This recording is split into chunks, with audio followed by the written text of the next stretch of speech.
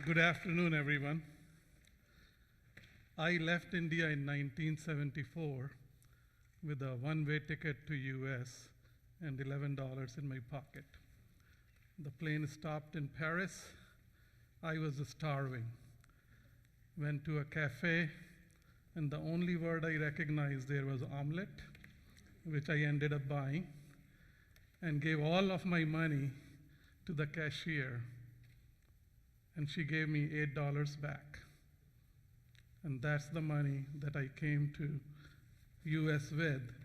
And as I sat in the airplane, I said to myself, boy, am I screwed. Well, that was the beginning of a long journey. And it started at Drexel University in Philadelphia. I had just arrived in West Philly to go to graduate school. In this journey, I learned a lot of lessons. That was 37 years ago. And I thought I would share with you 3 of my major learnings today with you. And I'm really honored to share those with you. So let's set the stage. Again, it's 1974, West Philadelphia.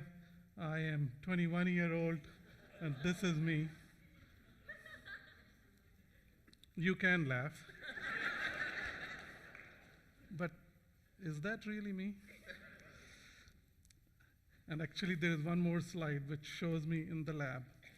And here I was, a 21-year-old kid, thrown halfway across the world, had never been outside the home. I was going to live on my own, go to school on my own, and absolutely in a different culture. Talk about a culture shock. And not to mention that this was West Philadelphia. While the city of Philadelphia is called City of Brotherly Love, West Philadelphia is a little bit of a you-know-what, right? And I don't think they had ever seen a Sikh, a guy with a turban and a beard. And, walking around the streets of Philadelphia and going to school, it was a rough time in my life. The interactions with the students were awkward at best. They really had no idea what to make of me. And as I walked down the streets of Philadelphia, I wondered what assumptions people made about me, who I was, what I stood for. But one thing was very clear. Nobody really thought I was a technologist, that I did technical stuff.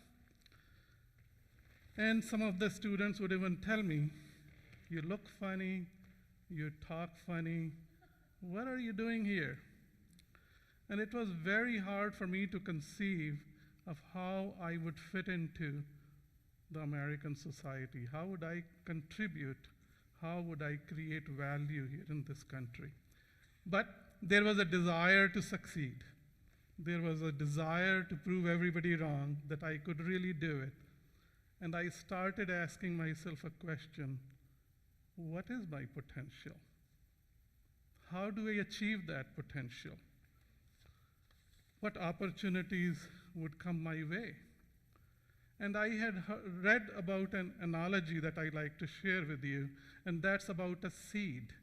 If you have a seed, some people look at it and they see the seed. Others look at the same seed, and knowing the nature of the seed, that if it is given the right environment, it can grow up to be a tree and create its own ecosystem where animals and insects can come and live. People can rest. It gives fruit. It does a whole lot of things. And in fact, that tree generates hundreds and thousands of more seeds. That seed is a forest. I'm sure you think of your potential as well.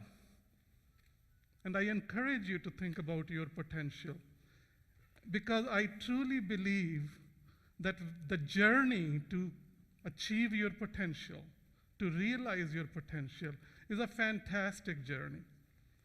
It gives you a great deal of satisfaction even when you are on that journey, let alone when you get there.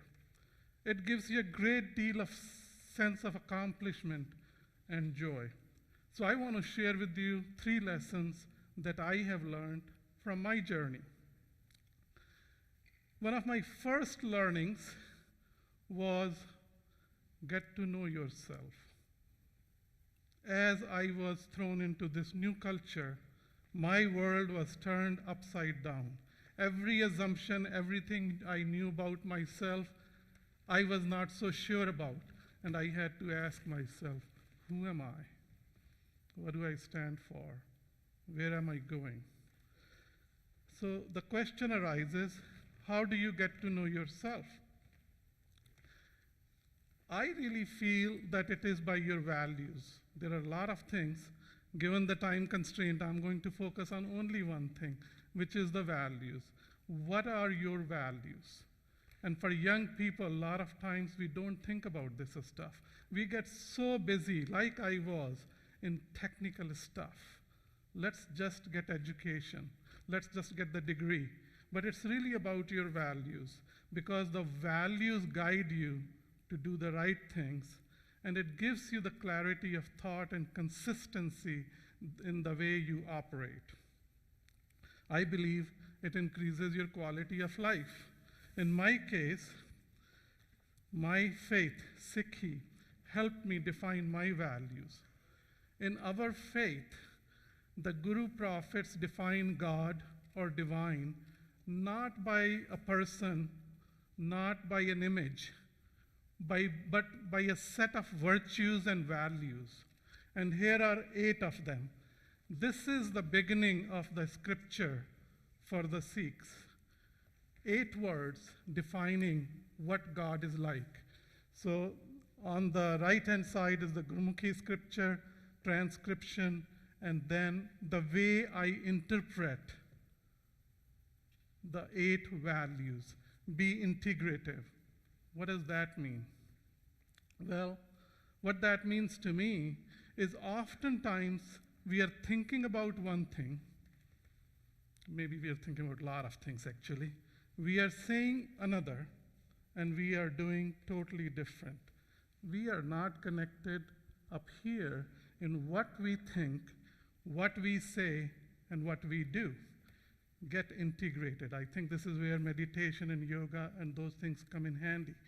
Live with integrity. Doing the right thing when nobody is looking. How important is that? Creativity. Be creative. Live with courage. I tell you, I have 4 boys.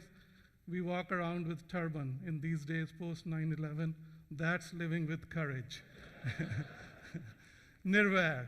Express love for all, be consistent. Ajuni Sabhang, recognize power within the self. The power within the self is the seed and the forest. Within you is tremendous power, and you need to bring that out. And Gur Prasad, be thankful and express gratitude. You know, I practiced these values as much as I could in my younger days. But in 1993, I hired a retired military officer in my company.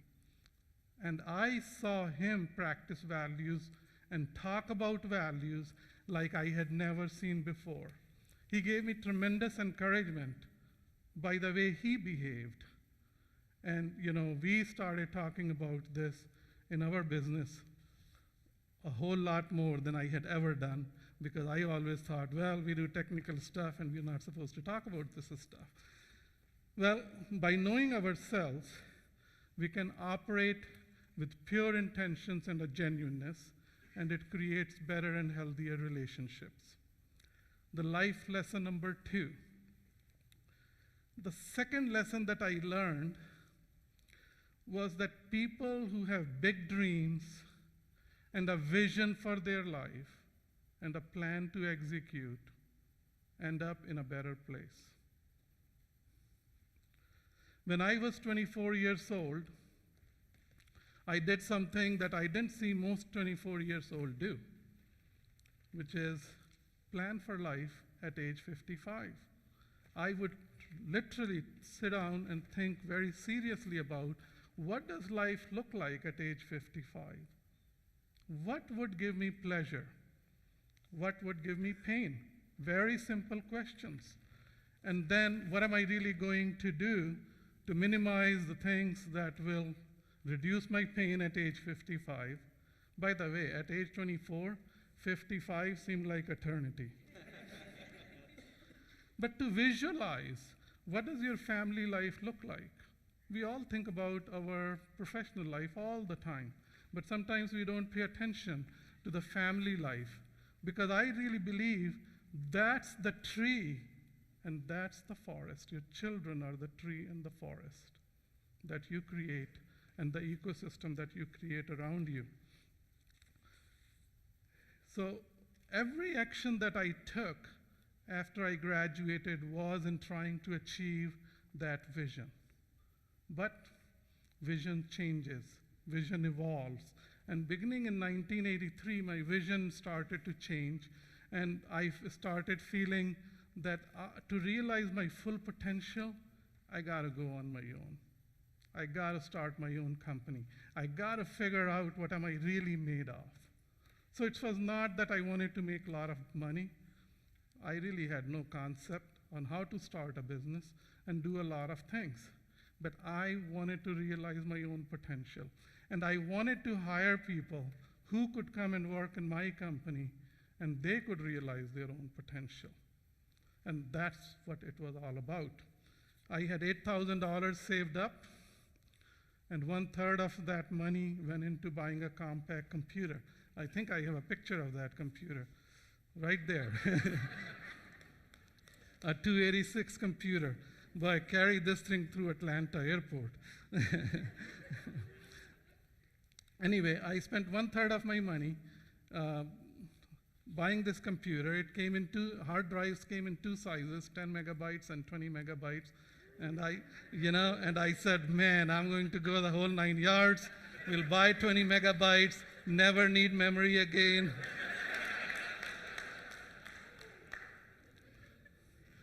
And here I was sitting in my bedroom and saying, who's going to give you business? You don't know anybody in San Antonio. You're a PhD guy, you work at a research institute, you work at a university, nobody knows you. Who is going to give you business and why? Sometimes logic doesn't work and emotions get you. I started the business anyway. Getting in the door was very difficult, I have to tell you. But once I got in the door, I was there for good.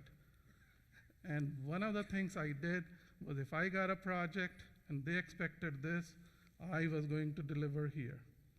And that technical excellence and technical work that I did was combined with what I talked about, the inspiration that I got from my faith about doing things honestly and being thankful and all of those things that I talked to you about earlier.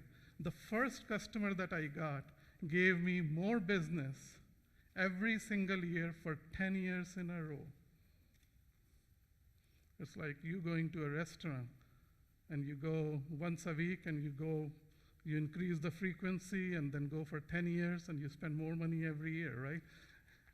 The customer gave us more money for 10 years in a row, and until I sold my business 21 years later, they were still our customer. That's about relationship. Well, the vision really helps you establish a destination. I'm trying to get here.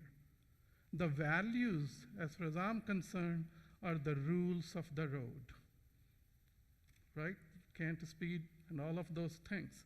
And then small goals are intermediate points in trying to achieve